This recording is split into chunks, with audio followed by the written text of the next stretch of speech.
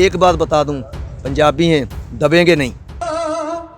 नी झंडे ला के चढ़ांगे तेरी हिक ते, नी एक केसरी ते दूसरा किसानी दा, झंडे ला के किसान पूरी तैयारी कर चुके हैं।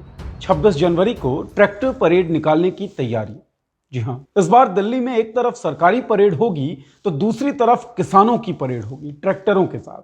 ਸਾਡੇ ਕਿਸਾਨ ਭਰਾ ਭਾਵੇਂ ਯੂਪੀ ਵਾਲੇ ਜਾਂ ਪੰਜਾਬ ਵਾਲੇ ਆ, ਉਹਨਾਂ ਆਪਣੇ ਵਧੀਆ ਤਰੀਕੇ ਨਾਲ ਟਰੈਕਟਰ ਬਣਾ ਲਏ ਆ ਕਿ ਜੇ ਪਤਾ ਨਹੀਂ ਇਹਨਾਂ ਕੀ ਕਰ ਦੇਣਾ, ਜਿਹੜੀ ਪਰੇਡ ਹੋਣੀ ਉਹ ਤੇ ਟਰੈਕਟਰ ਟਰਾਲੀਆਂ ਨਾਲ ਹਰ ਕੀ ਹੋਣੀ, ਇਹ ਗੱਲ ਵਾਦਾ ਰਿਹਾ। मतलब इस बार रिपब्लिक डे की जो परेड होगी वो ट्रैक्टर वाली परेड होगी। ਹਾਂਜੀ ਜੀ, ਇਹ ਪੱਕੀ ਗੱਲ ਆ ਜੀ, ਇਹ ਟਰੈਕਟਰਾਂ ਵਾਲੀ ਪਰੇਡ ਆ ਕੇ ਕੀਤੀ ਜਾਊਗੀ।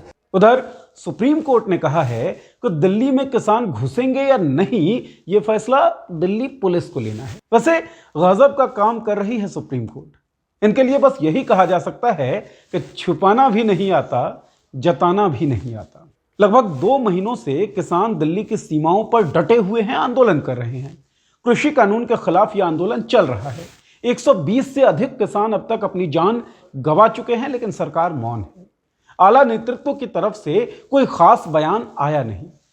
बाद में सुप्रीम कोर्ट ने दखल दिया तो वो भी निर्णायक फैसले तक नहीं पहुंचे।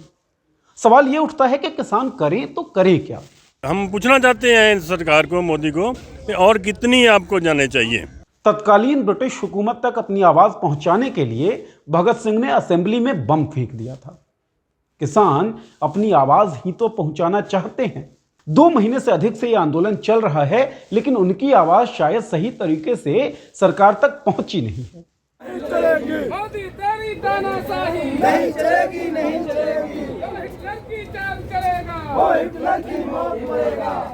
इसीलिए ट्रैक्टर परेड निकालना चाहते हैं किसान, वो भी गणतंत्र दिवस के मौके पर। एक तरफ सरकारी परेड चलती रहेगी और दूसरी तरफ चलेगी किसानों की परेड। हाड़ कपा देने वाली ठंड में लगातार आंदोलन कर रहे किसानों की आवाज को अनसुना किया गया। उनकी मांगों को न तो माना गया और न ही उनसे वार्तालाप स्थापित करने की कोशिश की गई। हार थककर सुप्रीम कोर्ट ने दखल देने की सोची। सुप्रीम कोर्ट ने एक बार तो यह भी कहा कि अगर सरकार से हल नहीं निकल रहा है तो हम हल निकालते हैं। लेकिन हल क्या निकाला सुप्रीम कोर्ट ने? एक कमेटी बनाई। कमेटी में किन लोगों को शामिल किया गया? उन लोगों को जो पहले ही कृषि कानून के पक्ष में पब्लिकली अपने बयान दर्ज करवा चुके थे। इसी कमेटी में एक सदस्य थे भूपेंद्र सिंह मान, भारतीय किसान यूनियन के अध्यक्ष थे, और ये साहब भी कृषि कानूनों के पक्षधर थे। लेकिन मान साहब को इस्तीफा देना पड़ा। इस्तीफा क्यों देना पड़ा, ये किसान आंदोलन में आंदोलन कर रहे एक आंदोलनकारी ने हमें बताया। आप भी सुनिए। उनको किसानों ने बाइकाट किया था, ये खबर उनको लग गई है कि मेरे को बाइकाट कर दिया है, तो फिर उसने इस्तीफा दे दिया। अगर मान साहब को इस्तीफा ही देना था, इस्तीफा देकर यहाँ आ जाए, यहाँ आके बैठ जाए किसानों में। मामला ये है कि किसान आंदोलन में पंजाब और हरियाणा के किसान अग्रणी जरूर दिख रहे हैं, लेकिन इस आंदोलन में शामिल पूरे देश के किसान हैं। आप कहाँ से हैं? जिला अमरोहा, यूपी। आप कहाँ से हैं? हम उत्तराखंड। कहाँ से हैं मैम आप? मैं मुंबई से आई हूँ। मुंबई से आई हैं? हाँ। हर आंदोलन की तरह ये केवल शोषितों का आंदोलन नहीं है। पंजाब वैसे भी कृषि के मामले में और अर्थव्यवस्था के मामले में भी देश में अग्रणी राज्य है। ਅੱਜ ਵੀ ਸਾਡੇ ਪੰਜਾਬ ਵਿੱਚ 1-1 ਕਰੋੜ ਦਾ ਘੋੜਾ ਹੈਗਾ ਵਾ। 80 ਲੱਖ ਤੋਂ ਲੈ ਕੇ 1 ਕਰੋੜ ਤੱਕ ਕੀਮਤ ਆ ਘੋੜਿਆਂ ਦੀ। और पंजाब ने इस आंदोलन का नेतृत्व किया है।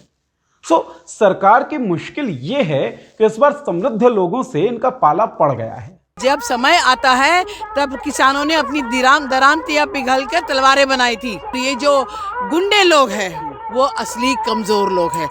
सरकार अहंकार के वश या शायद पूंजीवादी अपनी सोच के कारण कानूनों को वापस ले नहीं पा रही है, और किसान संविधान सम्मत अपने अधिकारों को और अपनी आजादी की रक्षा के लिए आंदोलन कर रहे हैं।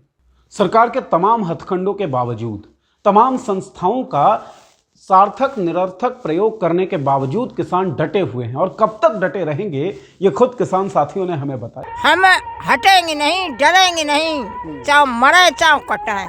जिन्ना चेर ये कानून रद्द नहीं ना होणगे, असीं जाना नहीं आ।